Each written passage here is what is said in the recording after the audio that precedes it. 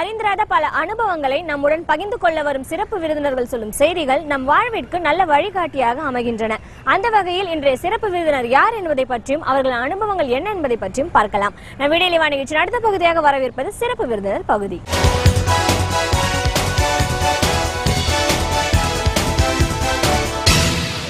நேயர்களே, விடியலைவா நிகழ்ச்சியின் சிறப்பு விருந்தினருக்கான நேரம் இது.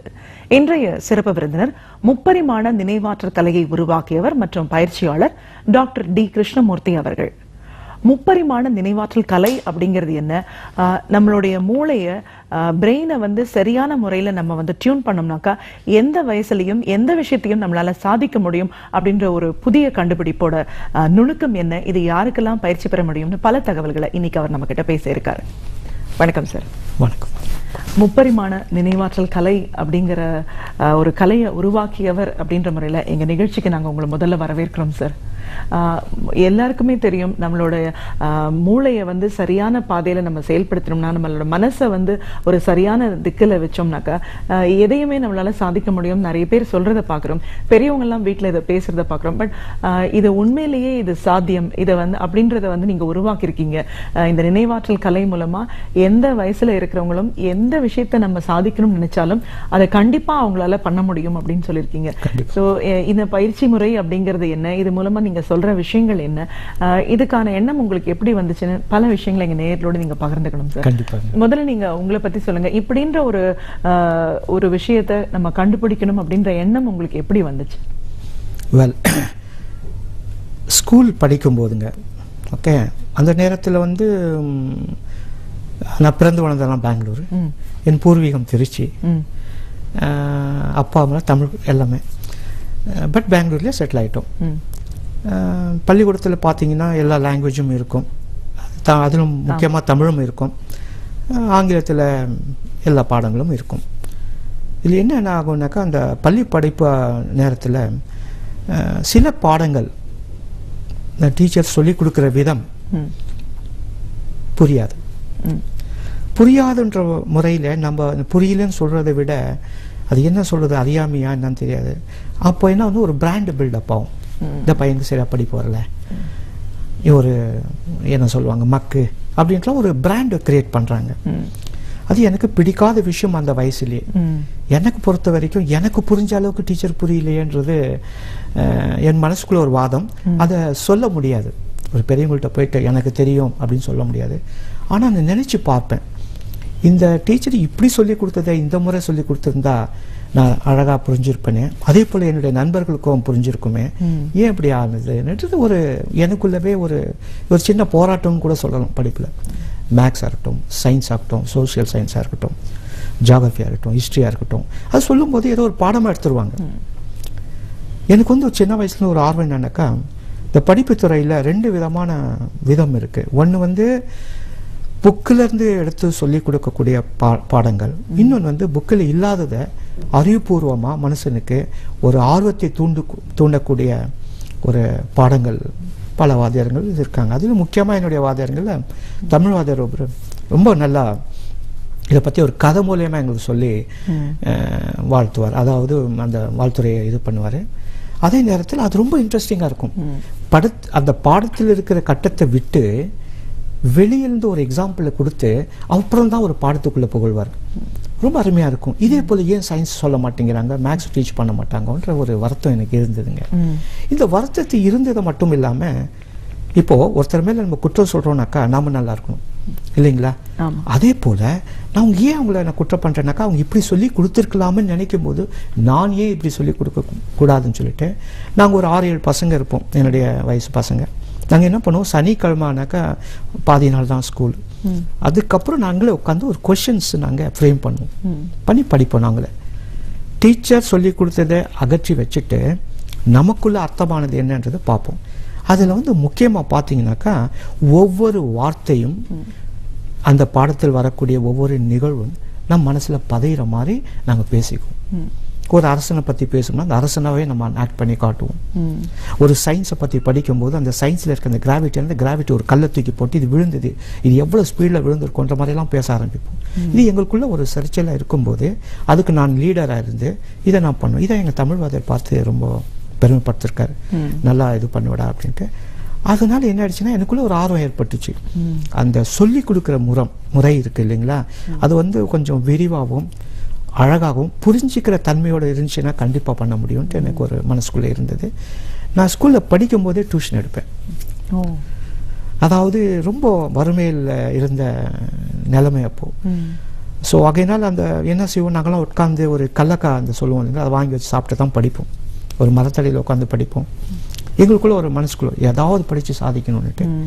கஷ்டம் வீட்டில் அப்பாவால் வந்து நல்லா மேல் படிப்பு படிக்க அனுப்பக்கூடிய வசதியெல்லாம் கிடையாது. ஆனால் அவர் எதிர்பார்த்தது என்னென்னா, படித்தா ஒரு எஸ்எல்சி பார்த்தா போதும், அடுத்து வேலைக்கு போய் சம்பாதிச்சா போதும் தான் நினச்சாங்க. ஆனால் என் மனசுக்குள்ளே வந்து இல்லை, மேற்கொண்டு படிக்கணும், படித்து நல்லா பேர் எடுக்கணும்னு தான் ஆசை. இந்த கல்வித்துறையில் ஏதாவது செய்யணுன்ட்டு ஒரு மனசுக்குள்ளே ஒரு பெரிய இது இருந்ததுங்க. அது என்ன சொல்லுவாங்க, அந்த ட்ரைவ். பட் என்ன செய்யுதுங்க, முடித்து வெளியே வரும்போது அந்த எஸ்எஸ்எல்சி இந்த படிப்பை முடிச்சுட்டு வெளியே வரும்போது தான் அந்த ரியாலிட்டி ஆஃப் த லைஃப் தெரிஞ்சுது. பல கஷ்டங்கள் வீட்லேயும் இருக்கிறதுனால கண்டிப்பாக வேலைக்கு போக வேண்டிய சூழ்நிலை கட்டாயம் ஏற்பட்டது. அந்த கட்டாயத்தில் நான் வந்து இங்கே ஒரு தனியார் கம்பெனி எம்என்சியில் எனக்கு வேலை கிடைச்சிது. அதுவும் பெரிய வேலை கிடையாது, ஒரு பியூன் ஜாபாக கிடைச்சிது. ஆரம்பித்தேன் என்னுடைய வேலையை. அங்கே வந்தபோது தான் எனக்கு பல பேரை பார்க்கும்போது, ஒரு இன்ஜினியர்ஸு, பெரிய மேனேஜர், ரீஜனல் மேனேஜர், இந்த மாதிரி அவங்க கேபினில் உட்காந்துட்டு நமக்கு இன்ஸ்ட்ரக்ஷன் கொடுக்குறாங்க, இது கொண்டு வா அதை கொண்டு வான்னுட்டு நம்ம ஒரு வேலையாக செய்கிறோம். இப்போ அவங்க இடத்துல நம்ம உட்காரணுமன்னா என்னென்ன குவாலிட்டி நமக்கு தேவைன்றது எனக்குள்ளே நான் ஆராய்ச்சி பண்ணும்போது இந்த விஷயம் எனக்கு புலப்பட்டது.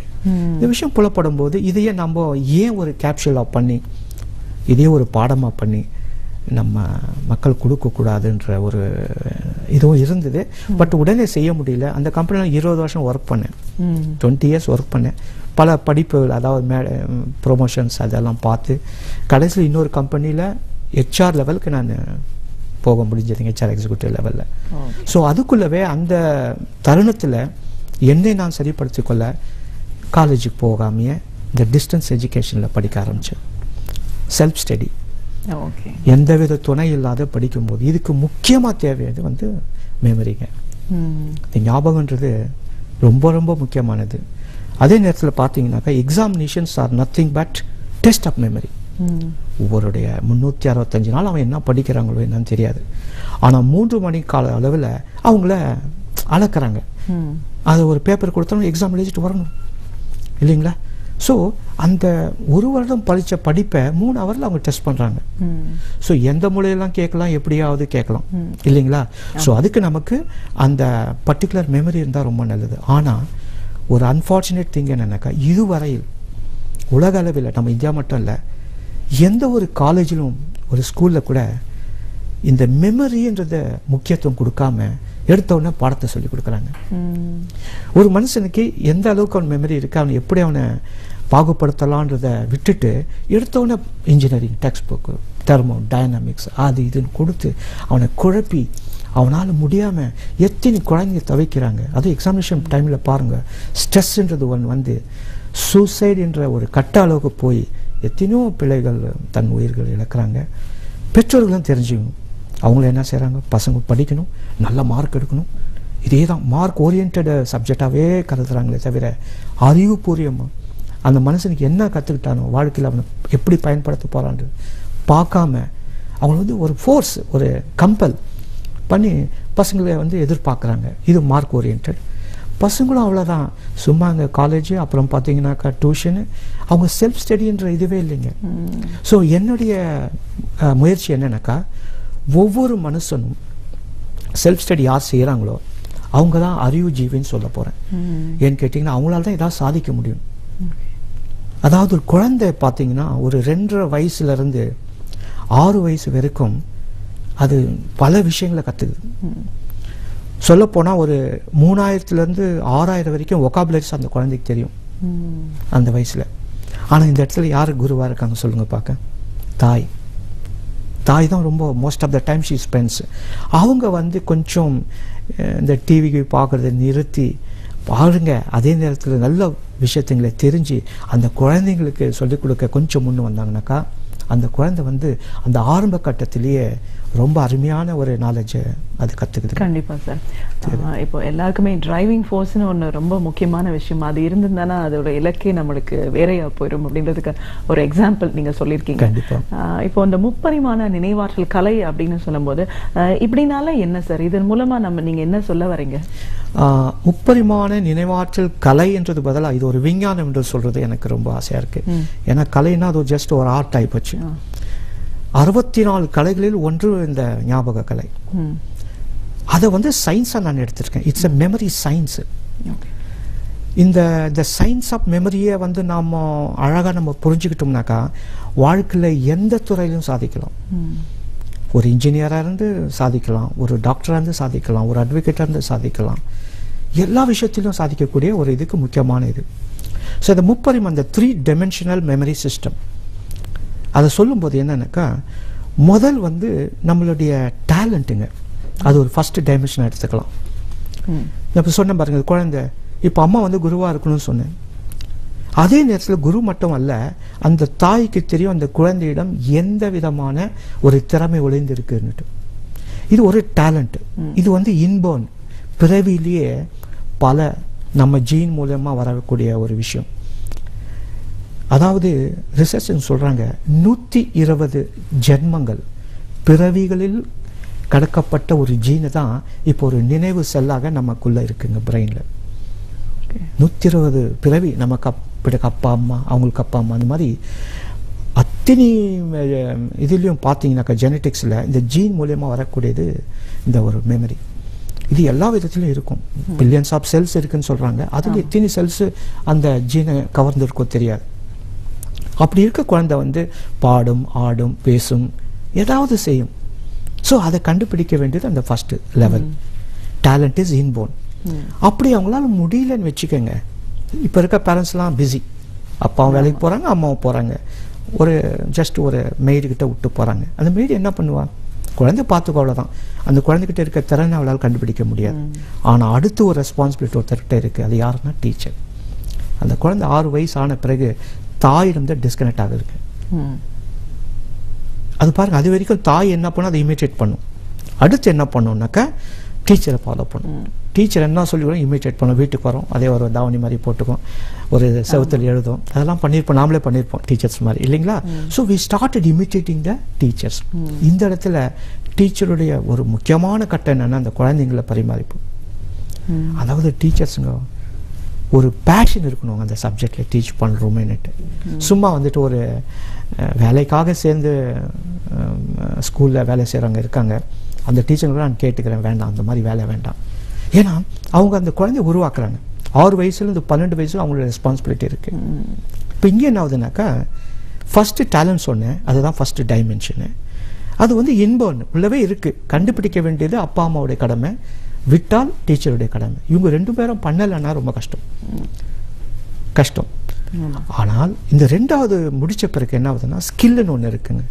அதாவது திறன் சொல்லலாம், இல்லைங்களா? அதை வந்து வளர்த்துக்கிறதுக்கு வயது வரம்பு கிடையாது. அதுக்கு ஒரே ஒன்றுன்னா ஒரு மோட்டிவேஷன் கிடைக்கணும். யாராவது மோட்டிவேஷன். டீச்சர் எல்லாம் அழகாக எழுதுறாங்க, போதும், இது வரைக்கும் ஹேண்ட் ரைட்டிங் ரொம்ப அழகாக இருக்கு. ஒரே ஒரு வார்த்தை எங்கேயோ சொல்லியிருப்பாங்க, என்னடா இப்படி கிறுக்கிறேன்னா எனக்கு வரவே வராது. நீ பரவாயில்லையே, அழகா எழுதுறியே, நல்லா படிக்கிறியே, நல்லா பேசுறியே, நல்லா பாடுறேன்னா போதும், பாட ஆரம்பிச்சிடுவாங்க. இந்த மோட்டிவேஷன், இந்த டிரைவ் வந்து இந்த எக்ஸ்டர்னல் போர்ட்லேருந்து நமக்கு கிடைக்குது. இது வந்து ஒரு 12 இயர்ஸ் வரைக்கும் தான் நம்ம வெளி உலகத்தை பார்த்து அவங்க சொல்ற அப்ரிசியேஷன்ல நம்ம காலத்தை கடக்கிறோம். இந்த ஸ்கில். இந்த தேர்ட் வந்து டைமென்ஷன் வந்து எபிலிட்டின்னு சொல்றேன். ஃபர்ஸ்ட் வந்து டேலண்ட், இன்போனு. த ஸ்கில் வந்து can be developed at any point of time in life. எந்த வயசுலும் நம்ம கற்றுக்கலாம், வயது வரம்பே கிடையாது இதுக்கு. ஒரு டைப்பிங் ஆகட்டும், ஒரு ஸ்விம்மிங் ஆகட்டும், பைக் ரைடர் ஆகட்டும், கார் டிரைவிங், இதெல்லாம் ஸ்கில் எந்த வயசுலும் கற்றுக்கலாம். ஓகே. இந்த 3வது வந்து சொல்லும்போது என்னன்னா எபிலிட்டி. இந்த டேலண்ட்டையும் ஸ்கில்லையும் இணைத்து யார் செயல்படுகிறார்களோ அவர்களுக்கு ஆக்கப்பூர்வமான சிந்தனையும் செயல்பாட்டும் இருக்கும்.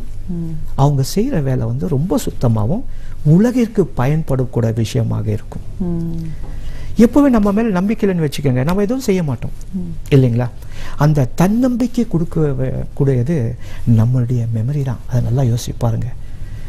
வாழ்க்கையில நமக்கு இந்த மெமரின்றது ஒரு பெரிய சின்ன குழந்தையிலேருந்து வந்துடுச்சு, அது ஜீன்லேருந்து வந்துடுச்சுன்னு சொல்லிட்டேன், ஊமிலே ஆயிடுச்சு.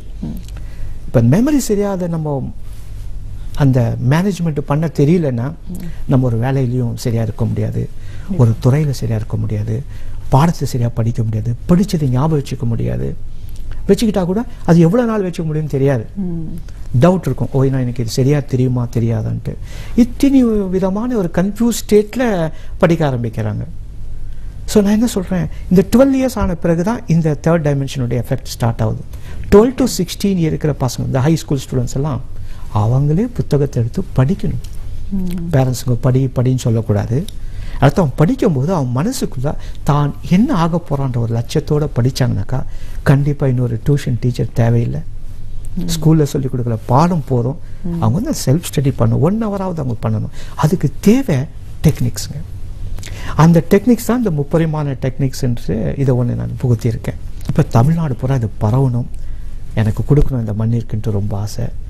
இப்போ அது ஒரு வாய்ப்பு கிடைச்சிருக்கு எனக்கு, ரொம்ப சந்தோஷப்படுறேங்க. நிச்சயமா சார். முப்பரிமாண நினைவாற்றல் கலை அப்படிங்கிற ஒரு விஷயத்த கண்டுபிடிக்கணும், இப்படி ஒரு விஷயம் இருக்கு அப்படிங்கிறதுக்கு எப்படி உங்களுக்கு தோணுச்சு, எதனால இது உருவாச்சு, உங்களுடைய அனுபவங்கள் என்னன்னு பேசணும். இந்த கலை சார்ந்த விஷயங்கள் என்ன, இது மூலமா எந்த மாதிரியான ஸ்டிமுலேஷன் நம்ம உடம்புல நடக்குது இப்படின்னு நிறைய பேசிட்டு இருக்கோம். ஒரு சின்ன இடைவெளிக்கு அப்புறமா தொடர்ந்து பேசலாம்.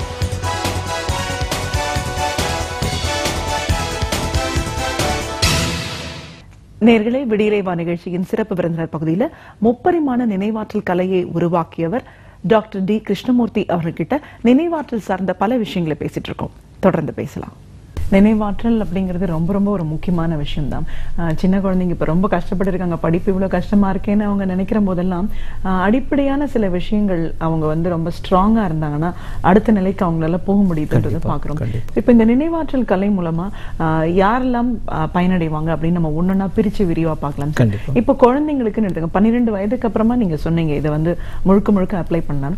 ஸோ இப்போ நம்ம ஆரம்ப காலகட்டம் 12 வயதுக்கு உள்ளோர இருக்கிற குழந்தைங்களுக்கு இந்த நினைவாற்றல் கலையை அவங்க கத்துக்கிட்டாங்கன்னா, இந்த பயிற்சி அவங்க எடுத்துக்கிட்டாங்கன்னா அவங்களுக்கு என்ன மாதிரியான ஒரு மாற்றங்கள் கிடைக்கும்? எக்ஸாம்பிள், இப்போ ஒரு பொயம் கத்துக்கணும், இல்ல திருக்குறளே கத்துக்கணும், என்ன சொல்றாங்க, மனப்பாடம் அப்படின்னு சொல்லிட்டு ஒரு நீங்க செஞ்சுட்டுன்னு சொல்றாங்க.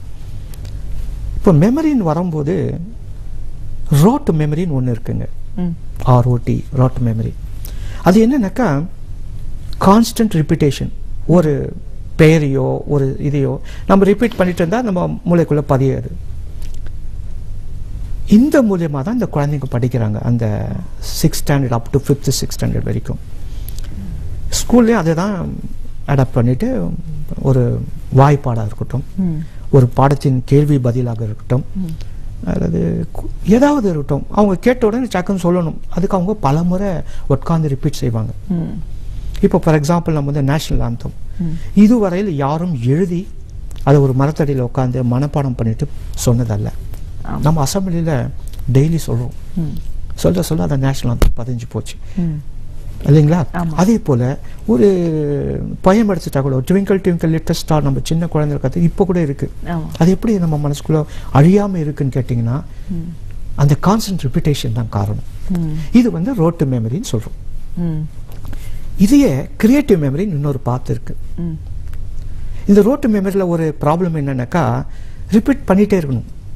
ரிப்பீட்டேஷன் எப்போ ஸ்டாப் ஆகுதோ அது அப்படியே கொஞ்சம் அந்த மெமரியிலேருந்து அது இறங்கிடும், மறக்கிறதுக்கும் வாய்ப்பு இருக்கு இல்லைங்களா? அது இந்த கிரியேட்டிவ் மெமரி அப்படி கிடையாது. அதை வந்து இதில் வந்து டைம் அதிகமாக எடுத்துக்கும். ரோட்டு மெமரியில் அதிகமான டைம் எடுத்துக்கும். பசங்க படிப்பாங்க, ராத்திரியும் பகலும் படிப்பாங்க. எக்ஸாம் கிட்ட வர வர பயம் ஏற்படும். அப்போ ஒரு ஸ்ட்ரெஸ் ஏதாவது உடனே அங்கே எக்ஸாமில் போய் எழுத உட்காருவான், பிளாங்க், அவனால் எழுத முடியாது. ஆனால் நல்லா படிச்சிருப்பான். திரும்பி பார்ப்பாங்க, என்ன செய்து தெரியாம முடிச்சுட்டு டைம் இஸ் லாப்ஸ் ஆகிடும். அந்த கொஷின்ஸ்க்கு பதில் தெரியாமல் தவிப்பாங்க. ஆனால் நல்லா தெரியும், ராத்திரி தான் படிச்சிருப்பான். அதை அவனால் ரீட்டைன் பண்ண முடியல. உடனே என்ன ஆகுதுன்னா அவன் வெளியே வர ஆரம்பிக்கிறான். வெளியே வந்து அந்த எக்ஸாமினேஷன் ஷீட்டை பேப்பரை இன்வெஸ்டர்கிட்ட கொடுத்துட்டு வாஸ்படி தாண்டும் போது அந்த பாயிண்ட்ஸ் அவனுக்கு ஞாபகம் வரும். அப்போது அவனால் ஜீர்ணிக்க முடியல. என்னடா இது உள்ளே இருந்திருந்தா நான் ஒரு நல்ல மார்க் படிச்சிருப்பேனே, இப்படி ஆகிப்போச்சுன்ட்டு வருத்தப்படுறோம். Memory is nothing but recalling the right information at the right time. இல்லைன்னா அது மெமரி கிடையாது. ஸோ இங்கே அவனுக்கு தேவை ட்ரைனிங். ஏன் நீ இந்த ராத்திரி படிச்சதுனால ரிட்டைன் பண்ண முடியலன்ட்டு. அதுக்கு இந்த டெக்னிக்கை கொடுத்தாக்கா எந்தெந்த பகுதி அந்த படிப்பு அந்த பாடமோ எப்படி எப்படி இருக்கோ அதை வந்து நம்ம மனசுல பதிய வைக்கிறதுக்கு நல்ல வாய்ப்பு இருக்குங்க. அதாவது இப்போ அந்த முப்பரிமாணம் சொல்லும்போது இதை டெக்னிக்கலா சொல்லும்போது ஃபர்ஸ்ட் ரிஜிஸ்டரிங். எப்படி நம்ம ஒரு விஷயத்தை ரெஜிஸ்டர் பண்றோம், கான்ஷியஸ் எஃபர்ட், அதாவது நம்மளோட மனசாட்சி பூர்வமா நம்ம எஃபர்ட் கொடுத்து சிந்தனை கொஞ்சம் ஃபோக்கஸ் பண்ணும்போது நமக்கு மெமரியில் இருக்குங்க. சும்மா ஏதாத்தாரமாக கேட்டோன்னு வச்சிங்களேன், அது நினைப்பில் இருக்காது, நினைவில் வர சான்ஸே இல்லை. ஸோ அந்த கான்ஷியஸ் எஃபர்ட் கொடுக்க பழகணும். அது பிள்ளைங்களுக்கு அந்த சின்ன வயசுல சொல்லி கொடுத்துடணும். இதை தான் நம்ம கான்சென்ட்ரேஷன் அது இது ஃபோக்கஸ் சொல்லிட்டு எடுக்கிறாங்க பாடம், இல்லைன்னு சொல்லலை. அதை செயல்பாட்டுக்குள்ள டெக்னிக்ஸை கொடுக்க மாட்டேங்கிறாங்க. ஸோ நான் அதை டெக்னிக் பண்ணி வச்சுருக்கேன். அது ப்ராக்டிஸ் பண்ணும்போது அவங்க பிரெயின் செல்லில் பலவிதமான இன்ஃபர்மேஷன் ஸ்டோர் ஆகுது, ரிஜிஸ்டரிங் என்ற. அடுத்து இன்னொரு டெக்னிக் கொடுக்குறேன். அந்த டெக்னிக்கில் என்னென்னா அவங்க படித்ததை வந்து how long can we retain the subject. சில பேர் படிக்கிறது ஒரு எக்ஸாமினேஷன் சேர்க்கு தான். எக்ஸாமினேஷன் முடிஞ்சவொடனே அவங்களுக்கு கேள்வி கேட்டீங்கன்னா